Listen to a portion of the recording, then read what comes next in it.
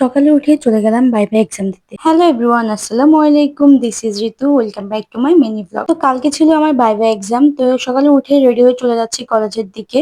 অনেক বেশি টেনশন হচ্ছিল তখন, কি করব কিছুই বুঝতে পারছিলাম না যে স্যার কি জিজ্ঞেস করবে বা কি উত্তর দিব, কারণ কোনো কিছুই পড়া হয়নি আমার। ভাই দেবে গাইজ, এই মসজিদটা কে কে চিনো বা এটা কোন মসজিদ, কে কে বলতে পারো অবশ্যই কমেন্ট করে জানাবা। তারপর আর কি এই তো চলে আসলাম কলেজে। এটা হচ্ছে আমার কলেজ, অনেকেই হয়তো চিনো। তো এখন হচ্ছে ভিতরে যাওয়ার পালা। ভিতরে এসে দেখি সবারই সেম অবস্থা, সবাই অনেক বেশি টেনশন করতেছিল যে স্যার কি জিজ্ঞেস করতেছে না করতেছে ওটা নিয়ে। এখানে হচ্ছে স্মৃতি অনেক খুশি, কারণ তার এক্সাম শেষ। তারপর আর কি গাইজ, এখানে দেখো যার পরীক্ষা শেষ সে বসে বসে ফোন টিপতেছে, আর যার এখনো পরীক্ষা দেওয়া হয়নি সে এখন বসে বসে পড়তেছে। তারপর আর কি আমি এখানে বলতেছি যে আমি অনেক টেনশন ফ্রি আছি, আমার কোনো টেনশন নেই, আমি সব পারি। আসল কথা হচ্ছে ঘোড়ার ডিম পারি, ভিতরে ভিতরে অনেক বেশি টেনশন করতেছিলাম। তারপর আর কি গাইজ, এখন হচ্ছে আমার পালা, তাই একটু রিভিশন দিয়ে নিচ্ছিলাম। তো গাইজ, পরীক্ষা শেষ, সোনার বাংলাদেশ পরীক্ষাটা মোটামুটি ভালোই গিয়েছে, এবার যদি স্যার পাস দেয় আর কি।